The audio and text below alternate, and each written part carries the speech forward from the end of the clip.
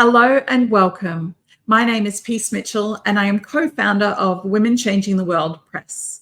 Before we begin today, I would like to pay my respects to the traditional owners of the land that I live and work on, the people of Mamu country in North Queensland.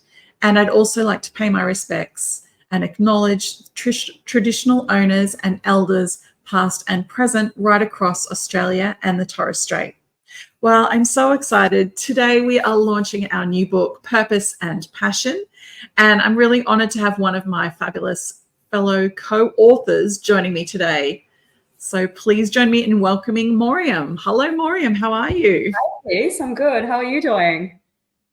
Oh, so good to see you. Moriam, for people who haven't met you before, I would love you to introduce yourself and tell us a bit about you and the work that you do.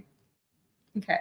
Well, I am a tutor and I run a tutoring company called 𝒑𝒑𝒐𝒔𝒆 Tuition, which has really helped hundreds and thousands of students over the years. I've been doing it pretty much since I was 18 years old. And so it's been like half my lifetime I've sort of dedicated towards that. And, over the years, people have always asked me, how did you get started? What prompted you to do that? And to be honest, like from the very beginning, I wouldn't have seen that coming.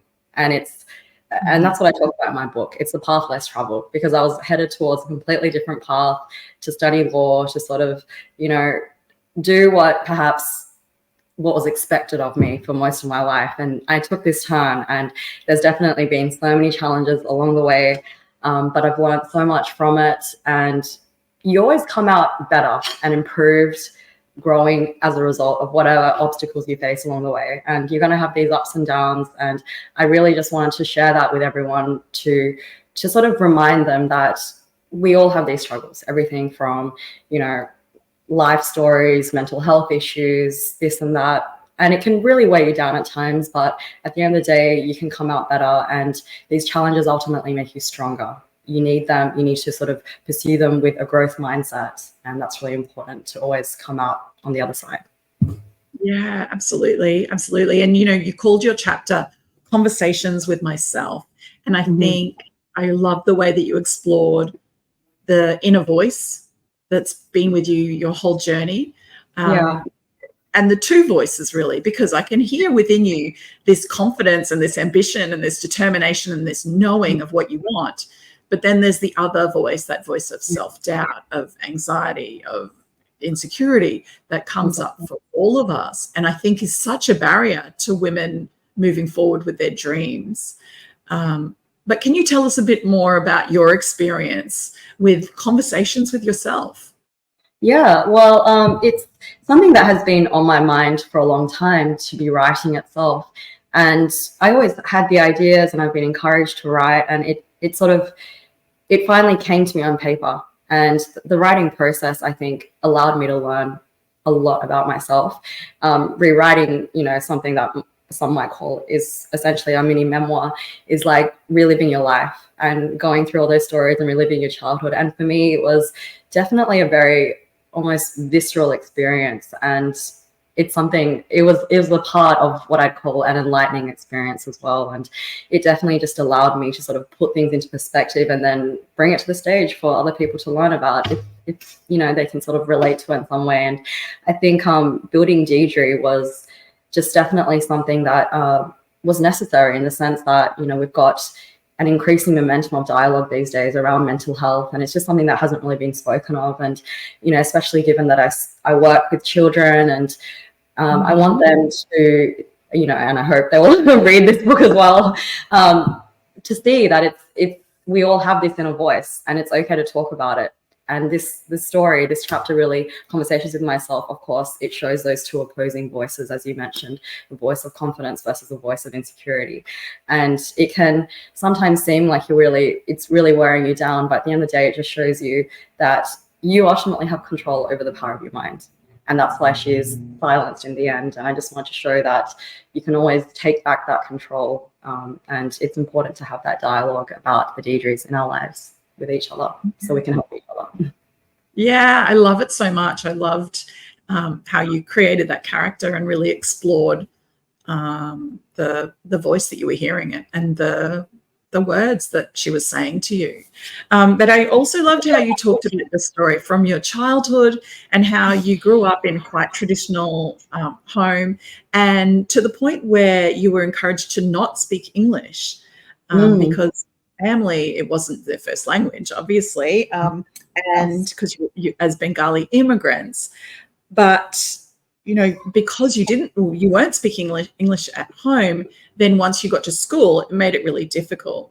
And there's a passage in here where you said, to compensate, I began memorizing the dictionary words and their definitions until I realized I was only getting good at the A words in public conversation, which is, it's quite humorous, but also like this is a massive challenge that you must have faced as a young girl going to school. Yeah, I mean, in the early 90s, Australia just wasn't as multicultural as we might say it is now. And definitely, I think, I've seen new waves of Bengali immigrants coming, and maybe the families now are much more liberalized and they're okay with immersing themselves into the local society and speaking English and all that. But I think back then it was very different. And it was definitely, a huge obstacle, as you can imagine. So I guess coming out the other end and writing a book chapter in English was an achievement in itself for me, at least. Absolutely, absolutely. But I think also these challenges that you faced as a young girl are ultimately what has helped shape your future and the work that you do now in giving back and supporting other kids who may have English as a second language. Oh, definitely. I teach a lot of students from various backgrounds, a lot from Southeast Asia, and people who even students who have been here who struggle with the English language, perhaps because they have dyslexia or anything like that. So it's really important to be able to somehow grapple with the language, and because at the end of the day, it's about how you communicate, and it's not just about writing, it's about communicating, expressing your feelings, having relationships with others. The quality that you learn for the English language really impacts the quality you have in your life and relationships with others. So that's really important as well. Yeah, absolutely. Absolutely. So another part of your story, which I found really interesting, was your passion about giving back and providing equal access to education. And there's this passage here. Each weekend I pored over the newspaper's pages, marveling at the achievements of those whose names were synonymous with excellence. I noticed that the state's highest achievers were often products of exclusive private schools, their success stories like bright dots scattered across the educational landscape. These institutions, with their well-resourced environments and exceptional teaching staff, seemed worlds apart from the public schools I knew. This saddened me, but it did not surprise me. The inequity was a constant reminder that where you lived and the school you attended could significantly influence your future. Can you tell us about this?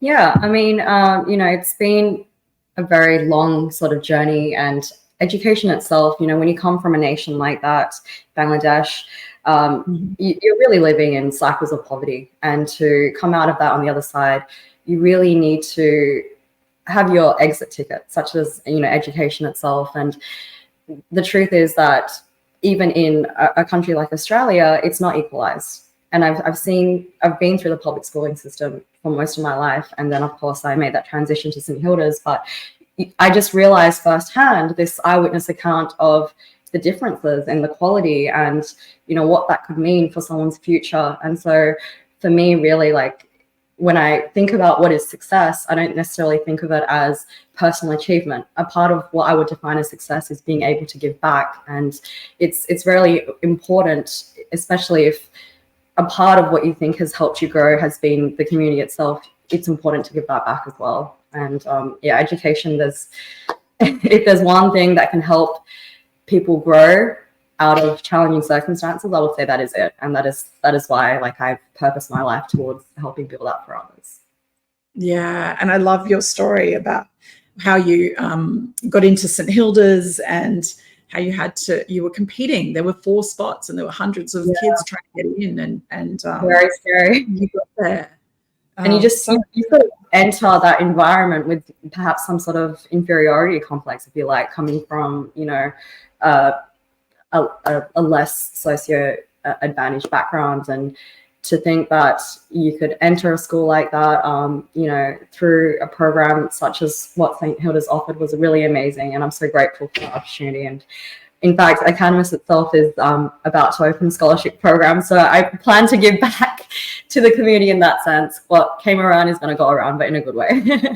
Yeah, I love that so much. I love that you're now paying it forward in the truest sense of the word for other kids. But I'd love to talk about anxiety. I know that this is something that you've had to struggle with your whole life. Yeah. You finished university, you went to law, you studied law at university, and then you got into corporate. But it wasn't the glamorous legal career that you dreamt of. Can you tell us a bit about that time in your life? Yeah, I mean, that was definitely a very challenging time in my life. And, you know, there were times when I wasn't sure I'd even make it out of that time. You know, that's how dark a place seemed to be at the time. And yeah, the thing about something like anxiety is often you don't realize it's there until it's sort of really grown on you. And 𝒂𝒔𝒑𝒏 at one point, of course, got really, really loud and powerful over me. And so that became very difficult when you're faced with what I'd call is a rather challenging degree. And then, of course, you know, the thing about things like anxiety is they can sort of come and go. Maybe 𝒂𝒔𝒑𝒏 silence, but then she gets loud again someday you don't expect it. So it's really like a constant, you know, battle, but at the same time, you sort of accept that voice as being there, and you learn to create internal mechanisms to cope with that, to always move forward. So it's, yeah, definitely something that I wanted to raise and talk about. It needs to be spoken of. And just know that, you know, if that is what you're facing, that's perfectly okay. You're not the only one. And you will always be the stronger one over your voice, because you own your voice. Your voice doesn't own you. Yeah, absolutely. Absolutely. And so then you made the incredibly brave decision to take the leap out of the corporate world and into entrepreneurship and start your own business. Can you tell us about that experience?